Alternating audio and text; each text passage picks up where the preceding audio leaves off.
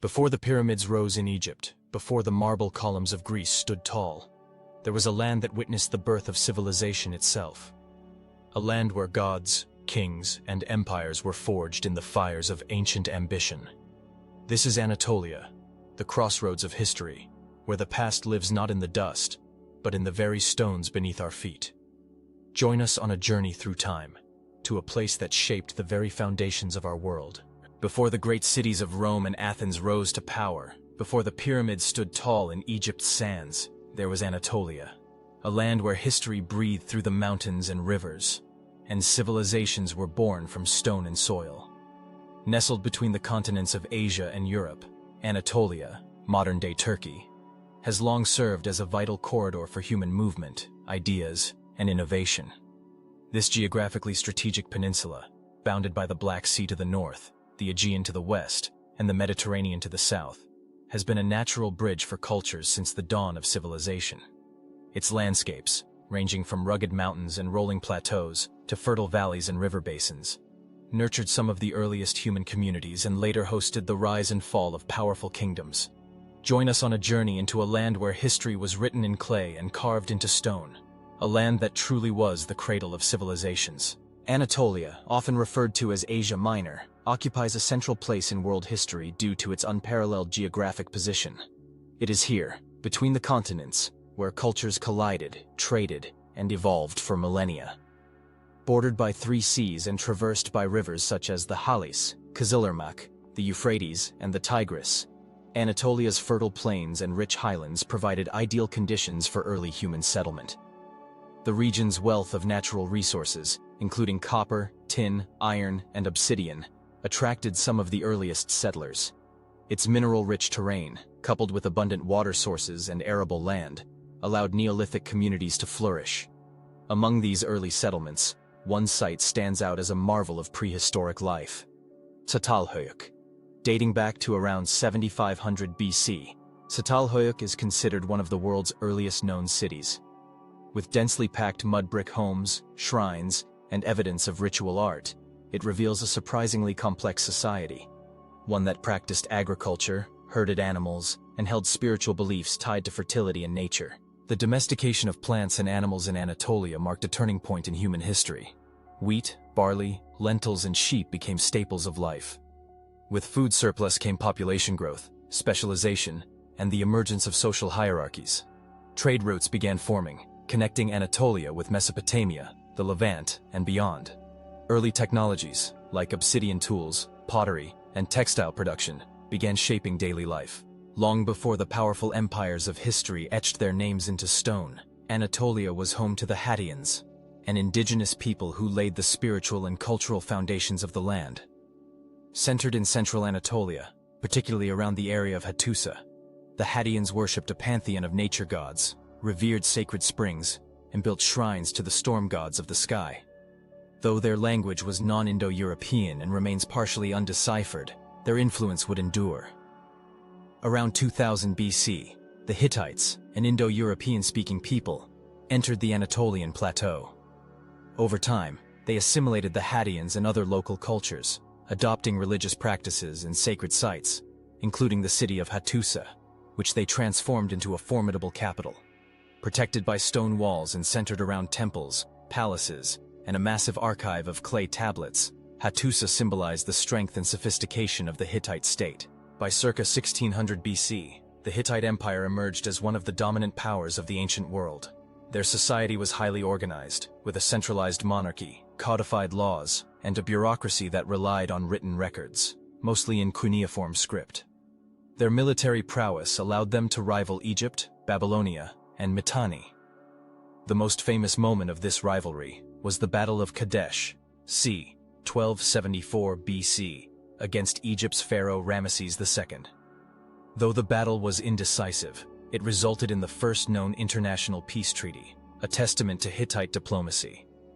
The Hittites' legacy lies not just in warfare or politics, but also in their syncretic religion, legal innovations, and contributions to writing and diplomacy. Their tablets preserve myths, treaties, and rituals, offering invaluable insights into Bronze Age thought. Despite their sudden collapse around 1178 BC, part of the wider Bronze Age collapse, The Hittites left a cultural blueprint that would influence subsequent Anatolian kingdoms and echo into classical antiquity. As the Hittite Empire collapsed around 1178 BC, leaving a political vacuum across central Anatolia, a network of smaller successor states emerged. Among the most enigmatic were the Luwians, an Indo-European people closely related to the Hittites. Though overshadowed in the grand narrative of antiquity, the Luwians played a crucial role in the cultural and political continuity of Anatolia during the Late Bronze and Early Iron Ages. Unlike their Hittite cousins, the Luwians developed a distinct hieroglyphic script, used primarily in monumental inscriptions found across southern and western Anatolia. This writing system, often called Anatolian hieroglyphs, has been partially deciphered and offers glimpses into a vibrant world of city-states and confederacies. These inscriptions mention kings, deities, and battles, hinting at a rich but fragmented civilization that once thrived in post-Hittite Anatolia. Among the most significant archaeological sites linked to the Luwians is Çatalhöyük, which, although it predates the Luwians in its earliest layers, continued to hold religious and political importance during the Iron Age. Another site, Arslantepe, located in eastern Anatolia, reveals complex urban development, monumental art, and administrative buildings, pointing to a long tradition of hierarchical governance and ceremonial architecture. The end of the Bronze Age remains one of history's great puzzles. A confederation known as the Sea Peoples, possibly originating from the Aegean, has been blamed for widespread destruction across the eastern Mediterranean, including the downfall of the Hittites. Some scholars propose that the Luwians themselves were part of these upheavals or victims of them. Others suggest internal strife, climate change, or systemic collapse as root causes. Whatever the case, the resilience of the Luwians ensured that Anatolia's cultural flame continued to burn even in turbulent times. In the wake of the Hittite collapse, new powers began to rise from the ashes of old kingdoms. Among them, the Phrygians, migrants likely from the Balkans, established a powerful kingdom in central Anatolia during the 9th century BC. Their capital, Gordion, located near the Sangarios River, became the heart of Phrygian political and cultural life. The Phrygians are best remembered through the enigmatic figure of King Midas. While Greek mythology would later embellish his legacy with the legendary Golden Touch, historical records confirm the existence of a powerful ruler named Midas, who reigned during the 8th century BC. Assyrian inscriptions refer to a king called Mita of Mushki, likely the same Midas, who played a significant role in regional politics and resisted Assyrian expansion. Phrygian culture blended local Anatolian traditions with influences from the Aegean and Near East. Music and craftsmanship were particularly prized. The Phrygians developed unique musical instruments, such as the aulos, a double-reed flute, and their artisans produced intricate metalwork, textiles, and wooden furniture. The famed burial mounds, or tumuli, near Gordion, including what is believed to be Midas's tomb, reveal a rich material culture. One such tomb, Tumulus MM, contained well-preserved wooden furniture and offerings, signifying royal opulence and funerary rituals of the highest order. Though the Phrygian kingdom eventually fell, partially due to invasions by the Cimmerians, their cultural imprint endured. Greek mythology absorbed elements of Phrygian legend, transforming King Midas into a symbol of both wealth and folly.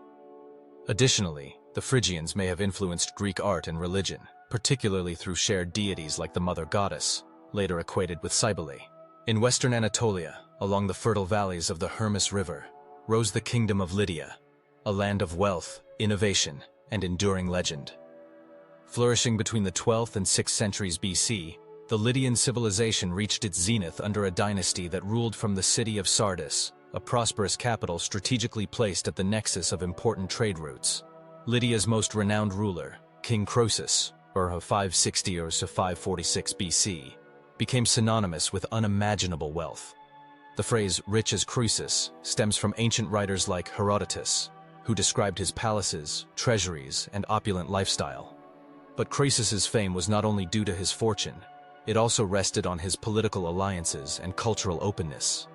He welcomed Greek philosophers, oracles, and artisans to his court, helping to foster cross-cultural exchange between Anatolia and the Hellenic world. The Lydians' most groundbreaking contribution to world history was the invention of coinage. Around 600 BC, they began minting the first standardized coins made from electrum, a naturally occurring alloy of gold and silver. Stamped with royal symbols such as lions and bulls, These coins served as state-guaranteed units of value, revolutionizing commerce by replacing barter systems and simplifying trade across regions. Lydian coins are more than economic tools. They are artifacts of state power and technological advancement. The introduction of coinage not only facilitated taxation and trade, but also laid the groundwork for monetary economies that would dominate the classical and modern worlds. Greek city-states soon adopted coinage, spreading the practice across the Mediterranean. Lydia also maintained complex relations with neighboring Greek colonies on the Aegean coast, especially cities like Miletus and Ephesus. While conflict occasionally flared, the Lydians played a key role in transmitting Eastern ideas, luxury goods, and technologies to the Greek world. However, Lydia's golden age ended abruptly when Cyrus the Great, founder of the Persian Achaemenid Empire, launched a campaign against Croesus. Despite early successes, the Lydians were ultimately defeated in 546 BC, and Sardis was incorporated into the growing Persian Empire. In the rugged highlands of eastern Anatolia, nestled among towering peaks and volcanic plateaus, emerged the powerful kingdom of Urartu around 860 BC. Known as the Kingdom in the Mountains, Urartu controlled a vast territory that stretched across modern-day eastern Turkey, Armenia, and parts of Iran. With its capital at Tushpa, modern-day Van, Urartu flourished for nearly 3 centuries. The Urartians were master builders, carving cities and fortresses directly into mountainsides. Cyclopean stone walls, vast citadels, and intricate irrigation canals, many still functional, testify to their engineering prowess. Their irrigation systems, in particular, were critical in transforming arid highlands into fertile farmland, supporting large populations and a strong agrarian economy.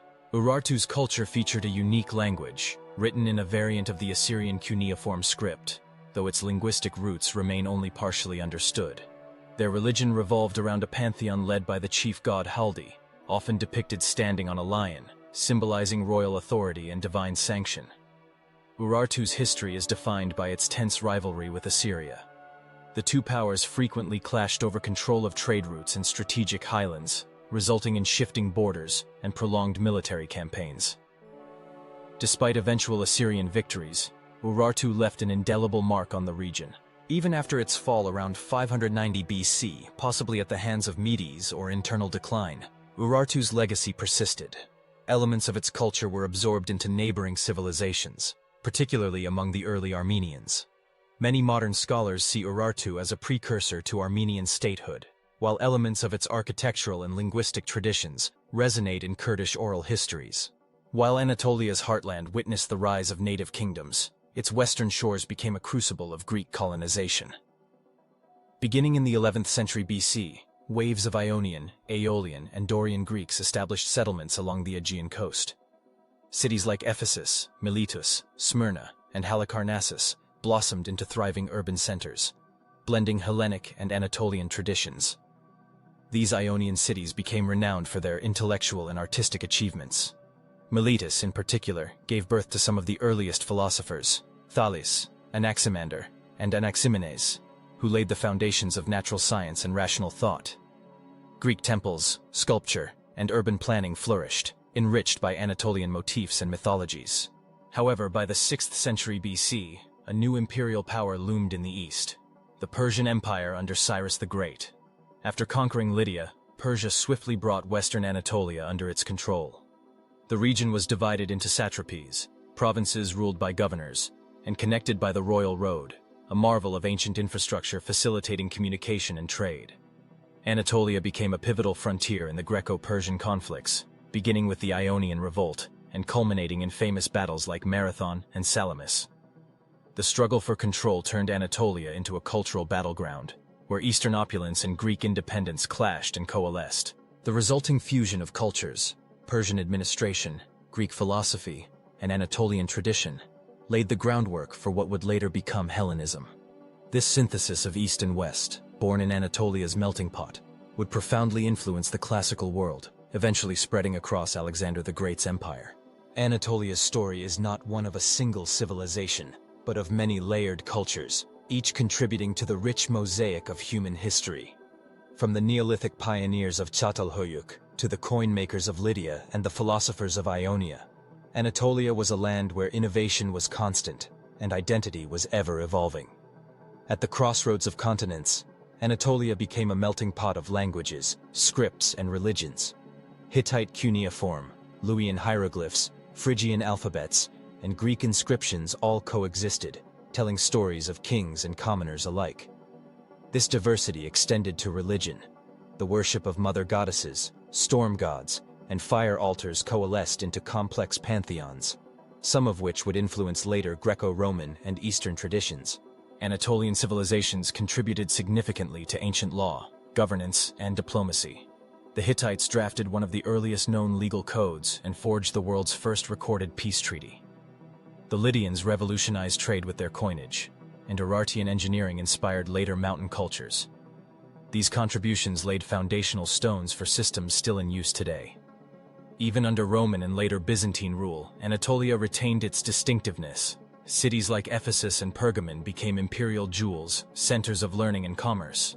The region's Christian heritage would grow to influence the entire Byzantine Empire, while its strategic location remained vital for centuries of military and cultural exchange. Today, archaeological discoveries across Anatolia, buried palaces, temples, tablets, and tools continue to reshape our understanding of ancient humanity.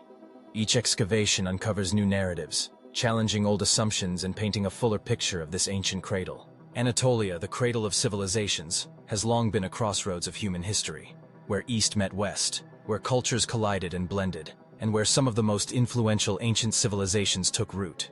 From the towering walls of Hattusa to the brilliant mines of Ionia, this land has nurtured ideas, innovations, and legacies that continue to shape our modern world. Throughout the millennia, Anatolia has stood as a testament to human ingenuity. Whether in the early Neolithic settlements, the rise of mighty empires, or the invention of coinage, it has been a beacon of progress, a place where law codes, diplomacy, and trade systems were first conceived. Even as the world changed around it, Anatolia's rich cultural tapestry remained woven into the very fabric of human civilization. As we reflect on the enduring legacy of Anatolia, we are reminded that in this land, the past is not buried. It whispers through the stones, still shaping the soul of a region that gave birth to civilizations. Anatolia's heart beats beneath the modern world, a quiet but powerful force that continues to inspire and inform us all.